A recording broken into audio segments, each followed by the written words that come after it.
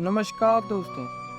हमारे हिंदू समाज में कैलाश पर्वत को भगवान शिव का निवास, इसीलिए कैलाश का नाम ही अपने आप में इतना पवित्र हो जाता है कि इससे लाखों लोगों की आस्था जुड़ी हुई है। इसके अलावा कैलाश पर्वत बौद्ध और जैन धर्म के लिए भी अति महत्वपूर्ण है। जैन अनुयायियों का मानना है कि उनके गुरु ऋषभदेव ने कैलाश पर्वत पर ही ज्ञान प्राप्ति की थी और यही उन्हें निर्वाण की प्राप्ति हुई। लेकिन आपको यह जानकर आश्चर्य होगा, कैलाश पर्वत अपने आप में एक रहस्य है।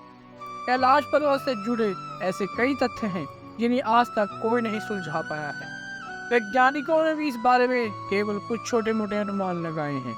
उनके पास भी इन रहस्यों का कोई स्पष्ट कारण नहीं है। तो आइए आज आपको इस वीडियो में हम कैलाश पर्वत के कुछ ऐसे ही तथ्यों के बारे में बताएंगे। दोस्तों, उससे पहले अगर आपने हमारे इस चैनल को अभी तक सब्सक्राइब नहीं किया है तो इस चैनल को सब्सक्राइब कर लें और बेल आइकन को जरूर दबाएं। मित्रों, कैलाश पर्वत समुद्र तल से 21,700 फुट की ऊंचाई पर स्थित है। सीधी सी बात है, यह दुनिया का सबसे ऊंचा पर्वत नहीं है। वर्तमान में यह तिब्बत क्षेत्र में स्थित है। इसके दोनों ओर मानसरोवर और राक्षस ताल नाम की झील स्थित है। मानसरोवर और राक्षस ताल से कई महत्वपूर्ण बड़ी नदियां निकलती हैं, जिनमें ब्रह्मपुत्र, सिंधु और सतलुज मुख्य हैं। जब हम कैलाश पर्वत से कुछ दूरी पर होते हैं तो हमें यह बर्फ से ढके हुए शिवलिंग की भांति प्रतीत होता है।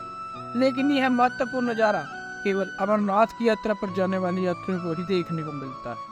आश्चर्य की बात है कि दुनिया का सबसे ऊंचा पर्वत न होने के बावजूद भी कैलाश पर्वत में कोई भी नहीं चढ़, जबकि दुनिया के सबसे ऊंची चोटी माउंट एवरेस्ट पर आज तक 5,000 से ज्यादा लोग चढ़ चुके हैं। दोस्तों, शास्त्रों में भी यह कहा गया है कि कैलाश पर्वत पर कोई जीवित व्यक्ति नहीं चढ़ सकता, क्योंकि कैलाश पर्वत भगवान शिव का निवास स्थान है। इसीलिए यह मोक्ष का धाम है। इसीलिए यहाँ केवल पवित्र आत्मा ही निवास कर सकती है। आज तक देखा गया है कि जिस भी व्यक्ति ने कैलाश पर्वत पर चढ़ने की कोशिश की है तो रास्ते में ही रहस्यमय तरीके से उसकी मृत्यु हो जाती है। इस कड़ी में 1999 में रूस में एक आंखों के डॉक्टर एर्नेस्ट मुलाजेव ने कैलाश पर्वत चढ़ने का निश्चय किया और इसके बारे में अध्ययन करने की चेष्टा की। इसके लिए डॉक्टर साहब ने एक टीम गठित की, जिसमें कई इतिहासकार और जियोलॉजिस्ट स्थित कुछ डॉक्टर शामिल थे।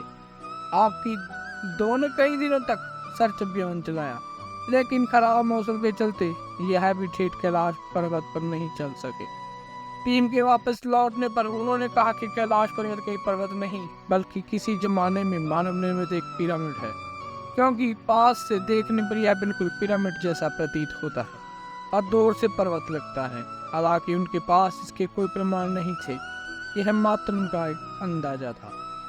कुछ लोग जिन्होंने कैलाश पर्वत पर चढ़ने की कोशिश की है, उनका कहना है कि जब वे कैलाश पर्वत के पास होते हैं तो यहाँ समय तेजी से बहुत गुजरता है। इसके लिए कुछ प्रयोग भी किए गए हैं, जिसमें सामने आया है कि एक सामान्य मनुष्य के नाखून एक हफ्ते में जितने बढ़ते हैं, कैलाश पर्वत के पास उससे ज्यादा नाखून मात्र 2 दिन में बढ़ जाते। हालांकि पृथ्वी पर तो समय एक समान स्तर माना गया है, इसीलिए कैलाश पर्वत पर समय आगे हो ऐसा संभव नहीं है। कई मशहूर पर्वतारोहियों के दलों ने यूं तो बार बार कैलाश पर चढ़ने की कोशिश की है, लेकिन कुछ साल पहले रूस के एक मशहूर पर्वतारोही ने कैलाश पर चढ़ने की ठानी थी। वह कई दिनों तक पर्वत की ओर चढ़ता रहा, लेकिन जब वह अपने लक्ष्य से थोड़ी ही दूर रह जाता तब बीच रास्ते से ही वह वापस लौट आता। जब उसने वापस लौटने का कारण पूछा गया तो उसने बताया कि जो मेरा लक्ष्य मेरे सामने था और मेरी मंजिल में बिल्कुल पास खड़ी थी, तब मेरा शरीर में से एक विशेष कंपनी छूट गई। मेरा हृदय इतना कमजोर जोर से धड़कने लगा मानो अब मैं दुनिया छोड़कर जाने वाला। मेरे पैर वहीं रुक गए और मेरी अंतरात्मा बार बार कह रही थी, मुझे वापस लौट जाना चाहिए। वैसे तो इतिहास में कोई भी कैलाश पर नहीं चढ़ सका, लेकिन इतिहास में दावा किया गया है कि 11वीं सदी में एक व्यक्ति ने कैलाश की चढ़ाई की थी। यह तिब्बत के रहने वाला एक साधु मिलारेपा थे। बताया जाता है कि मिलारेपा स्वयं एक साधु थे और अपनी भक्ति दर्शन में ही उन्होंने कैलाश की चढ़ाई की थी। यदि यह बात सच है तो मिलारेपा अकेले ऐसे जीवित इंसान हैं जिन्होंने कैलाश पर्वत की चढ़ाई की थी। हालांकि खतरे और लोगों की आस्था को देखते हुए सरकार ने सभी लोगों के कैलाश पर्वत पर चढ़ाई की रोक लगा दी है, क्योंकि यह देखा गया है कि इसमें व्यक्ति के जीवित बचने के अवसर बहुत कम होते हैं। अमरनाथ की यात्रा करने वाले और कैलाश पर्वत के इर्द गिर्द के लोगों को पर्वत से डमरू और ओम की ध्वनि सुनाई देती है। दिन हो या रात, ऐसा प्रतीत होता है कि भगवान शिव लगातार ओम का वाचन कर रहे हैं। वैज्ञानिकों ने भी इस संदर्भ में कारण पता लगाने की कोशिश की तो उन्हें भी कोई स्पष्ट कारण नहीं मिला। हालांकि बाद में यह कहा गया कि शायद यह इसीलिए है कि ठंडी हवाएं जब पर्वतों से टकराती हैं तो वह कोई ध्वनि प्रवर्तित करती हैं, इसीलिए लोगों को डमरू की आवाज आने का आभास होता है। शास्त्रों में कैलाश पर्वत को ब्रह्मांड का केंद्र माना गया है और वैज्ञानिक मत के अनुसार भी कैलाश पर्वत पृथ्वी का केंद्र है। एक और उत्तरी ध्रुव स्थित है जबकि दूसरी और दक्षिणी। इन दोनों के मध्य में हिमालय पर्वत माना गया है और हिमालय पर्वतमाला का केंद्र कैलाश पर्वत है। शास्त्रों में कैलाश पर्वत को अक्षमुंडी भी कहा गया है, यानी वह स्थान जहाँ आकाश धरती से आकर मिलता है।